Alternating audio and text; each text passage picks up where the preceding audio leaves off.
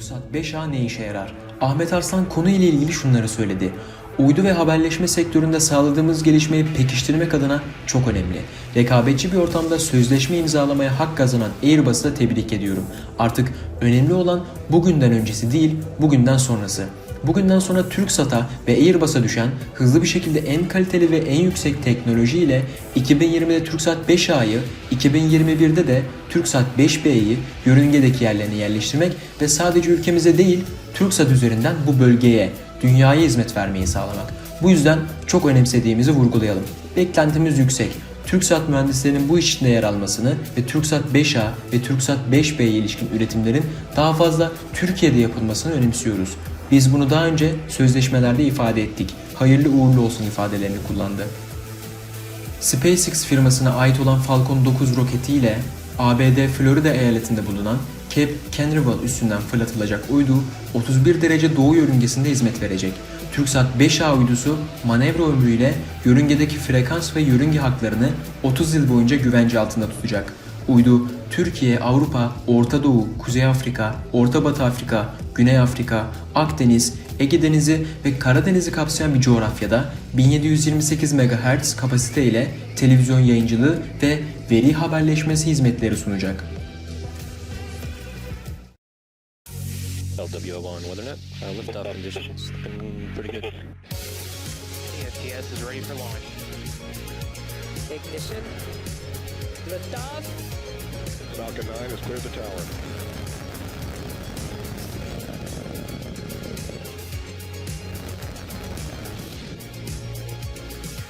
Ten, 9, 8, Side booster ignition. 6, 5, 4, 3, 2, 1.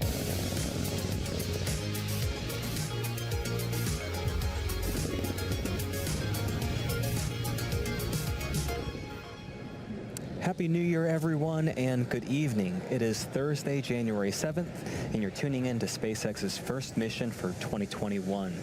On your screen is a live view of the Falcon 9 rocket awaiting its 8:28 p.m. Eastern Time launch from Cape Canaveral Space Force Station in Florida.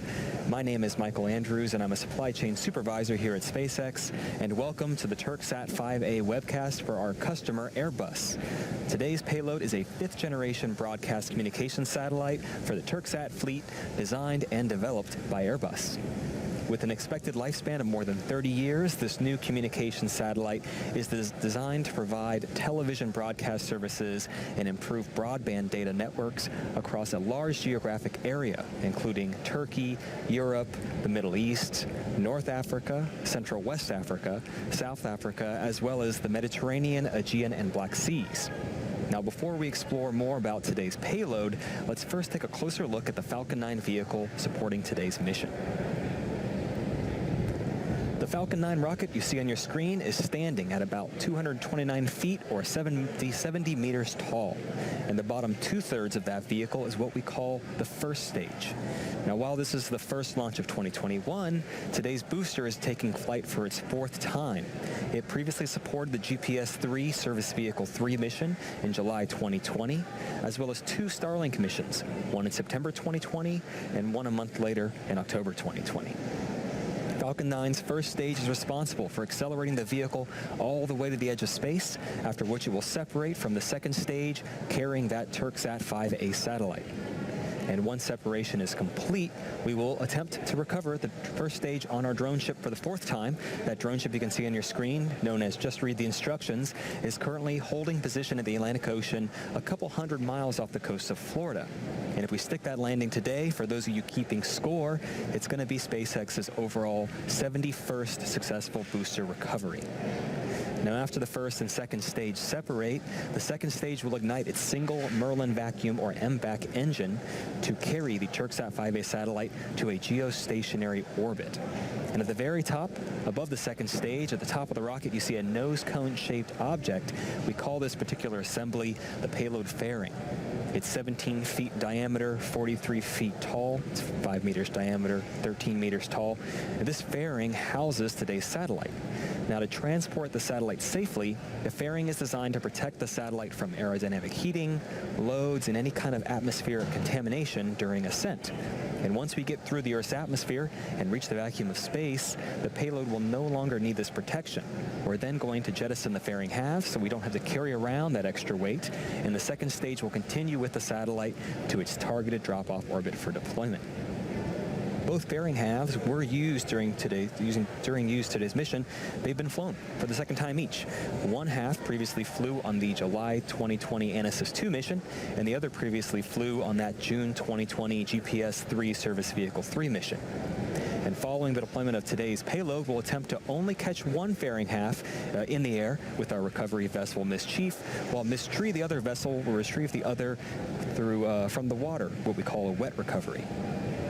And the last piece of the mix here is that large gray structure next to Falcon 9. It's called the Transporter Erector. We call it the TE. The TE is used to roll out the Falcon 9 from the hangar to the launch pad, and it then raises the Falcon 9 to its vertical launch position. The TE also routes things like power, fluids, and communication to both the rocket and the satellite. Prior to the start of our webcast, the Falcon 9 team performed functional checkouts for today's satellite. At T-minus 38 minutes, the team conducted their electronic go, no-go poll, and they gave the okay to proceed into propellant load and launch. Now, to keep both stages of the vehicle cooled close to launch, the team at Cape Canaveral began loading propellant at T-minus 35 minutes. Since the second stage Merlin engine is very similar to those 9 first stage engines, they both use the same propellants. Our fuel is a refined form of kerosene, we call that RP1, and our oxidizer is super chilled liquid oxygen, which we call LOX. We chill that LOX to be as cold as we can get it, and it allows us to load more LOX in there because those oxygen molecules are super dense. Both of these factors give us better performance with the Merlin engines. This also helps us to avoid the need to continue topping it off, and it makes up for any losses due to boiling prior to liftoff. Now, at this point, the second stage is fully loaded with RP1, and the first stage will complete RP loading around T-minus 6 minutes. Also, at this time, liquid oxygen is loading onto both the first and second stages, and that'll continue to the last few minutes of the countdown.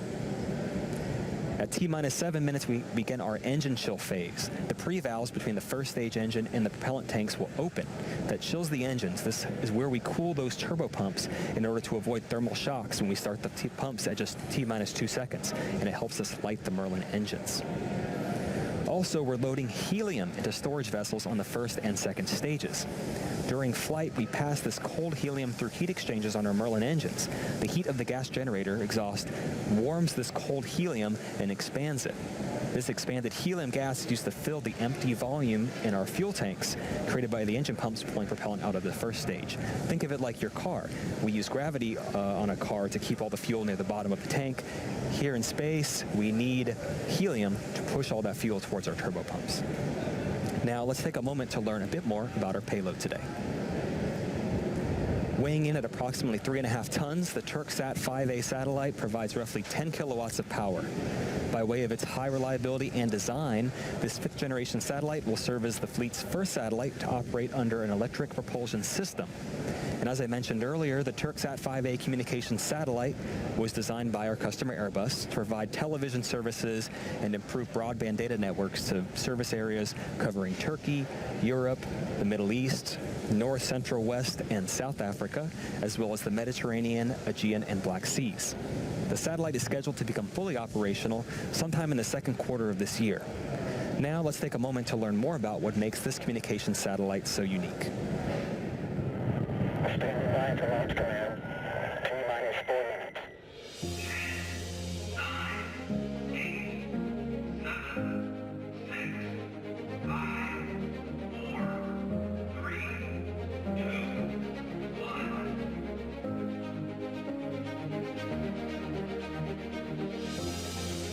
Turksat. Past, present, and future exist at the same moment. They are all building new experiences that inspire great ideas and breakthroughs in the blink of an eye.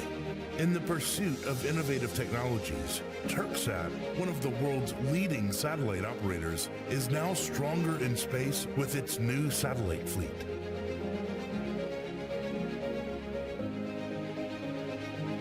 Turksat 3A communication satellite at the 42° east location offers both satellite telecommunication and direct TV broadcasting services via Europe, Turkey, and Central Asia.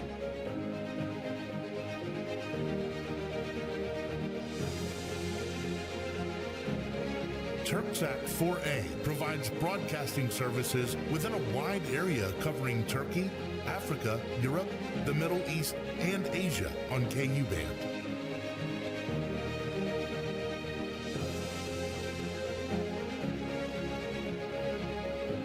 Turksat 4B, a multi-band satellite, ensures high flexibility of switchability and connectivity among different service areas and provides services over a wide geographic region between west of China and east of England, spanning Turkey as well as Europe, Central Asia, the Middle East, and Africa on both KU band and KA band.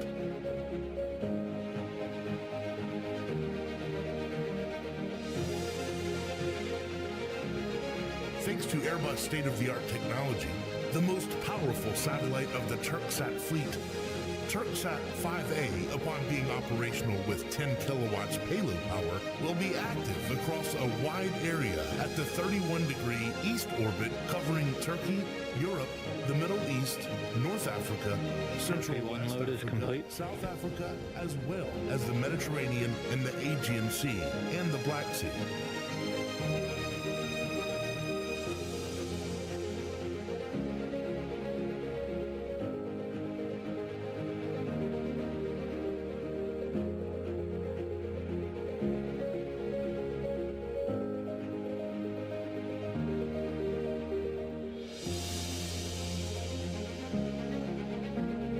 With its satellite fleet, Turksat focuses on rising values and technologies in satellite communication. Turksat is an alliance of values that opens doors to the world and inspires communication with its reliable and expert staff investing in the knowledge of the future. We are in an age where information is instantly shared. Our expectations are rapidly changing.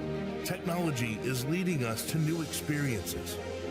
We proudly proceed on a path illuminated by the information that makes our lives meaningful in the age of communication.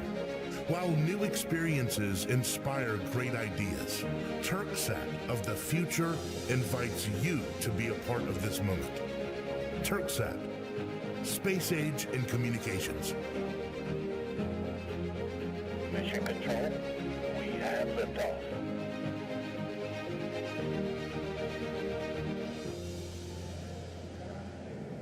We're just about 4.5 minutes from liftoff. Shortly, the transporter erector is going to retract to its pre-launch position.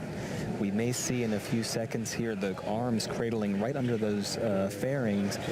Watch those open up. What's going to happen is that TE is going to retract about 2 degrees from the rocket from vertical. And you can see right now those arms are opening up just slightly. And in a few seconds, you'll see those arms back off as the TE retracts.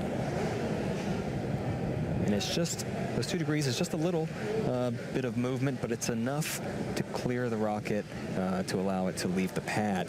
At liftoff, it's going to move to a position 45 degrees from the rocket. And you can see it's starting to retract a little slowly there. First stage fuel loading is complete, and we're currently awaiting for the first stage liquid oxygen loading to complete, and shortly after that, at about T-minus 2 minutes, the second stage's locks will also complete. One final big milestone before liftoff. You're going to hear the announcement that Falcon 9 is in startup mode. This announcement means that the rocket's own internal computers are now controlling the launch countdown on the Falcon 9. Once the engines are confirmed to be at full power, the flight computer, which is located on the second stage, will command the ground hold downs to release the rocket right at T-minus 0. The satellite team continues to monitor the status and health of the Turksat 5A payload located inside the fairing on the top of the second stage. All systems are go on the satellite. In terms of range and weather, currently everything appears to be on track for an on-time launch. The range is green. We've been monitoring weather. The only primary concern we have is the cumulus cloud, thick cloud rule. But right now, conditions are looking favorable. The percent of violation is 30%. That means there's only a 30% chance of us postponing liftoff. So things are looking good. If for some reason we have a call on today's launch, we may be able to begin again within this launch window tonight. But we do have a similar 4-hour backup opportunity scheduled for tomorrow evening around the same time. But for now, all systems continue to be go for an on-time liftoff at 9:15 p.m. Eastern Time.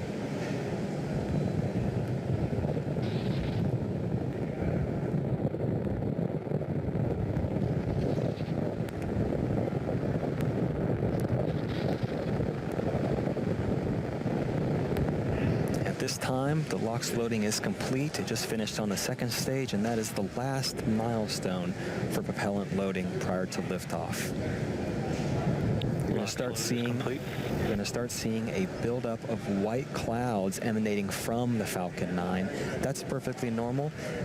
That's that excess liquid oxygen boiling when it's exposed to the ambient temperature of the air around the Falcon 9 fuselage. Ground gas closeouts. The first and second stage are beginning to pressurize for launch, and we're about 15 seconds away from that startup mode call out.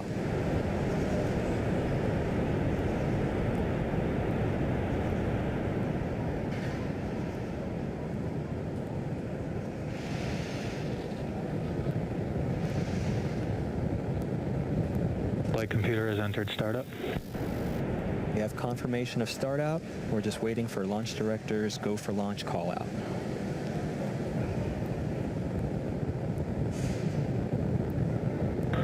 Turksat 5A, Falcon 9, LDs go for launch.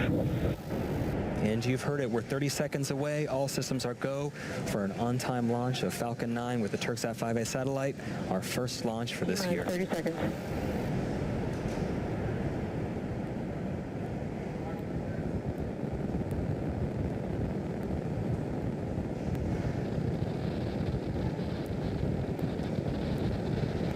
T-minus 15 seconds. 10, 9, 8, 7, 6, 5, 4, 3, 2, 1, 0. Ignition. And liftoff.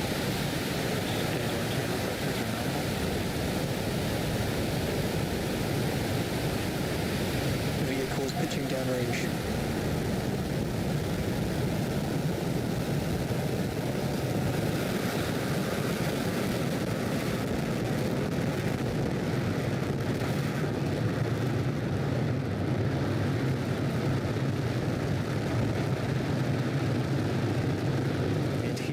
We're now 30 seconds into flight on the Falcon 9. All engines are running at full power.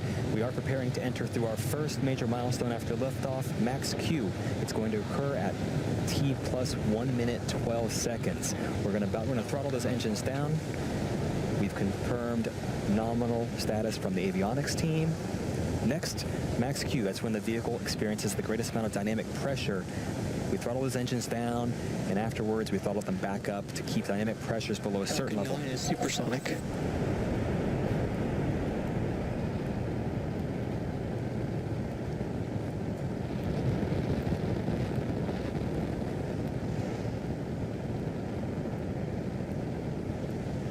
Max Q.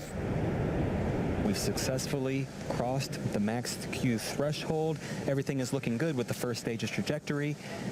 Next, we're going to start our MVAC chill. This is going to help us prepare for the next 3 major events. They occur one after another. The first one, those 9 Merlin 1D engines are going to cut off. That's known as MECO, or main engine cutoff. Right after that, the first and second stage will separate, and then the Merlin vacuum engine on the second stage will turn on. That's known as SES-1.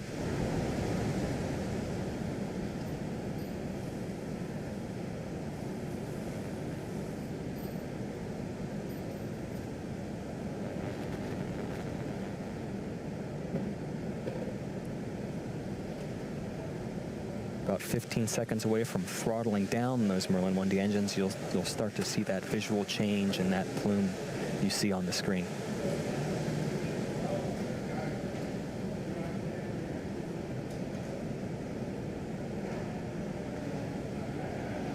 Main engine cut off.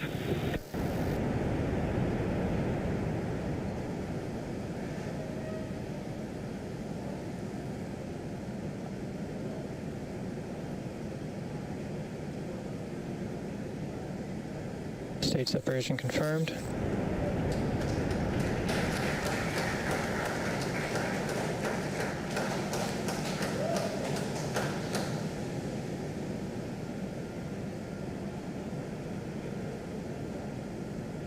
All right, all good news here. We had successful main engine cutoff, stage separation, and second engine start 1. Our next milestone is fairing deployment. Those 2 fairing halves on the top of the second stage are no longer needed, and we'll jettison them to help expose the Turksat 5A satellite to space and attempt to recover those later on. Second stage is on a nominal trajectory.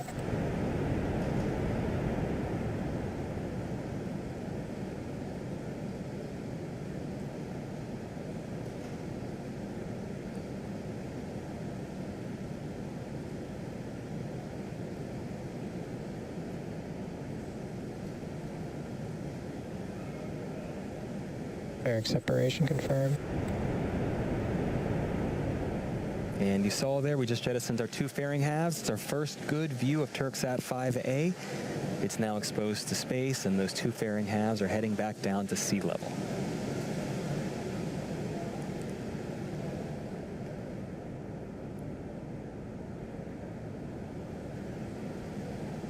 For those of you just joining, we're 4 minutes into flight on today's mission of carrying the Turksat 5A satellite to its intended orbit on the Falcon 9.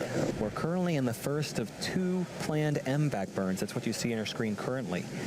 Not pictured here currently, but that's after stage separation. The first stage, we're attempting to recover it. Its velocity at separation was about 2,200 meters per second, or 5,000 miles per hour. Once the separation occurs, the first stage is still moving at such a high velocity, it continues to raise its altitude as it approaches its apogee, and then it will coast down a couple minutes before it starts its return back to Earth. Up next, we'll hopefully see is the first stage's entry burn. This is the first major milestone for first stage recovery. For entry burn, we're going to relight the center of those 9 Merlin engines. It's actually engine number 9. And partway through this transition, we then ignite 2 more engines, engine 1 and engine 5, which means we have 3 total M1D engines helping slow down the vehicle as it passes into the Earth's increasingly thickening atmosphere. That burn will last about 30 seconds, and we're just about a minute away from that.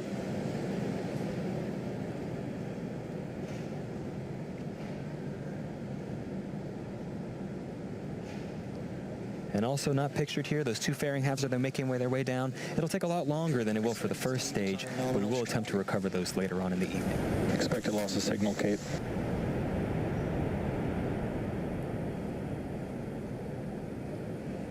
First stage is now less than 100 kilometers above sea level, continuing to make its way down.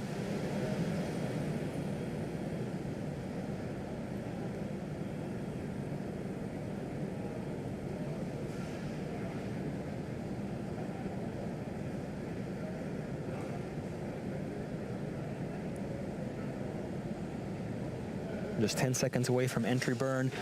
As you watch this here, watch that exhaust expand as it goes from 1 engine to 3 engines. It'll sort of elongate. Stage 1 entry burn startup.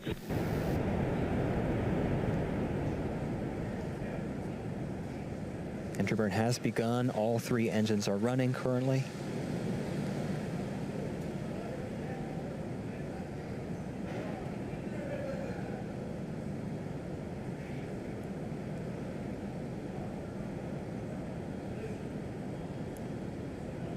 Stage 1 entry burn shutdown. You heard it, you saw it, entry burn has shut down. Next, a couple milestones happening back to back. On the second stage on your screen, we're going to turn off that MVAC engine. It's known as SECO 1 or second engine cutoff 1. And right after that milestone, we're going to start our final first stage burn, the landing burn, hopefully culminating with a fourth landing of this particular first stage. Going back to SECO, we shut down the MVAC, and after that period, we actually allow the second stage to coast. This event preserves the fuel until we need it for that final burn, second engine start number 2, and it takes us to our targeted orbit for today's satellite deploy. We're about 30 seconds away from SECO 1, and after that, only about 30 more seconds until we hopefully have a nice view of the first stage touching down on our Just Read the Instructions autonomous drone ship.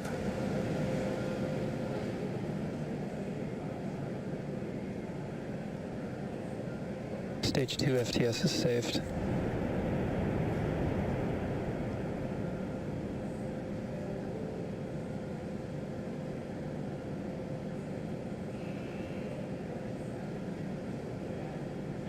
Stage 1 landing burn, sorry. Our landing burn has started. Our second engine is also cut off, as you can see. We're just awaiting confirmation of good orbital insertion.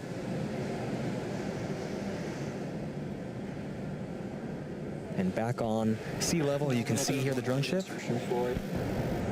We have confirmation of good orbit on the second stage, and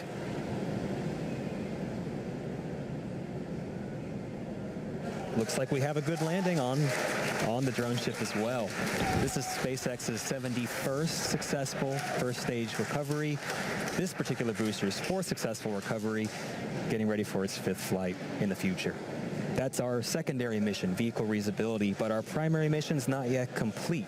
The second stage vehicle has now entered its first coast phase and will last about 18 minutes. After that, we're going to light that MVAC engine for a second time shortly after at about T plus 26 minutes, 51 seconds. For those of you interested in keeping an eye on where that second stage is throughout the coast phase, you can follow along with our animation for the next 18 minutes. Otherwise, we'll see you back here at T plus 25 minutes.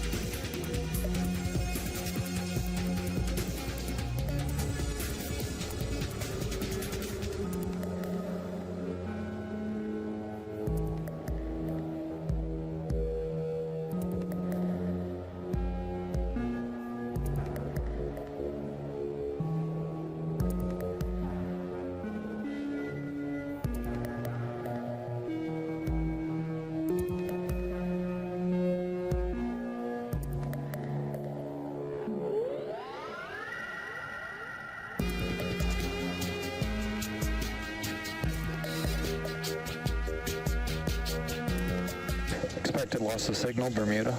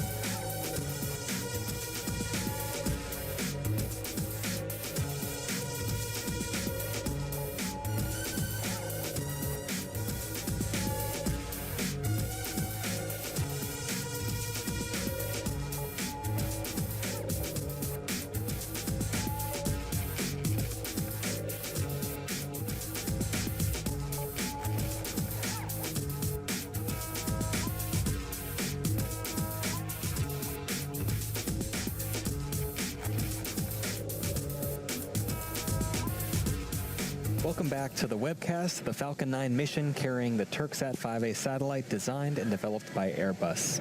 Let's recap what's happened so far this evening. We had a smooth liftoff at 9:15 p.m. Eastern Time. 2.5 minutes later, our first and second stages successfully separated. The first stage made its fourth flight and its fourth landing on our drone ship. Just read the instructions. The second stage completed its first burn and successfully inserted today's payload and second stage into their planned parking orbit where they're currently at now. Now we're coming up on the second burn of that upper stage engine in a little more than 60 seconds. Currently the flight computer is commanding the settling thrusters to turn on and off, and it releases nitrogen gas that helps lightly push the stage and allows propellant to stay at the bottom of the tank above the engine. One thing to mention here is that the ground station over Gabon at the minute is down, so we won't be able to provide any visual views or have any confirmation of when exactly that second engine start occurs and when it ends. We'll tell you when those are expected to occur, and after our next coast phase, we'll come back and confirm how those events went and if we're in a nominal orbit.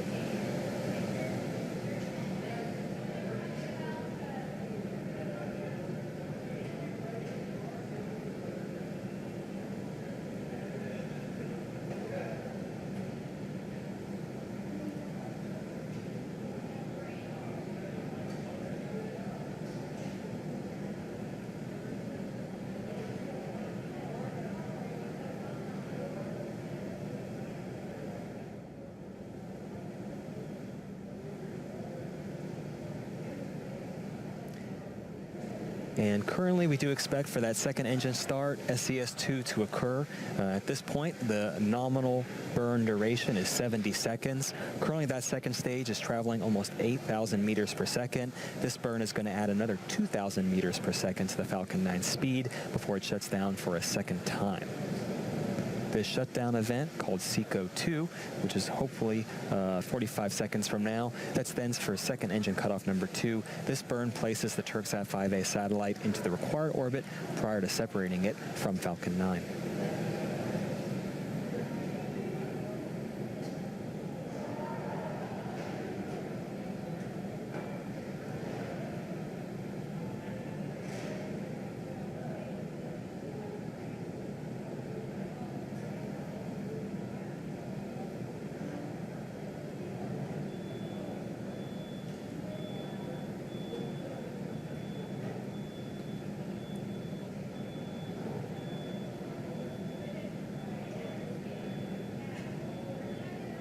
And at this point, we expect for a second engine cutoff 2 to occur.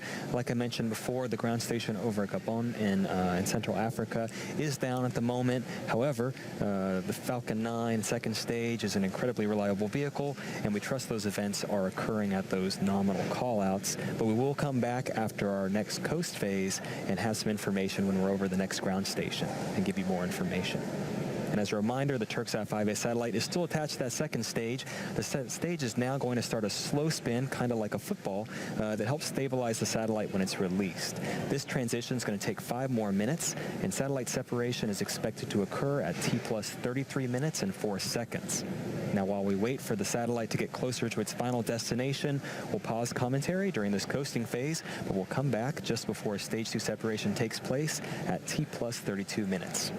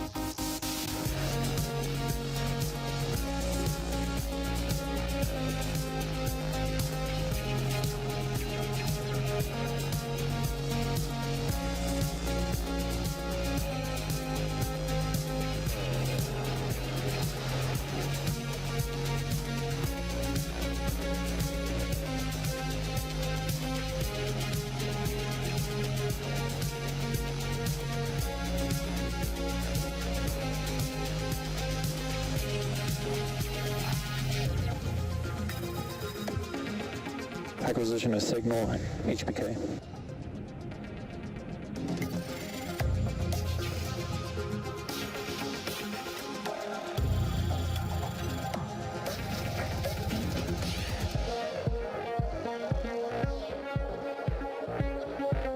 Nominal deploy orbit insertion.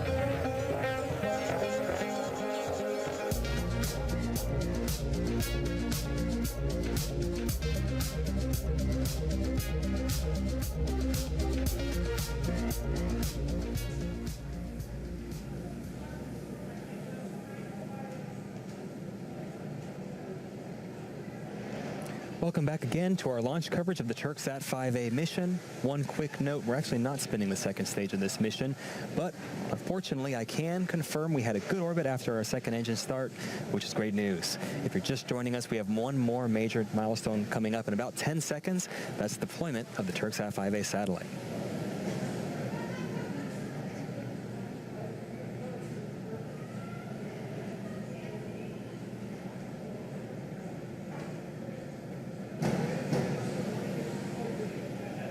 Payload deploy confirmed.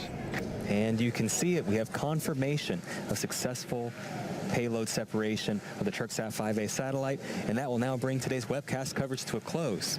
Before we go, we really want to thank Airbus, our customer, for entrusting us with the Turksat 5A satellite. This mission marked the 4th launch and landing for this Falcon 9 booster. It was also SpaceX's 71st successful booster landing, as well as SpaceX's 50th time for flying a reflown booster. Also, it's our first launch for 2021. To the range and the FAA, we appreciate having your support and acceptance for today's mission. And to all of our viewers, as always, thank you for tuning in, and have a great evening.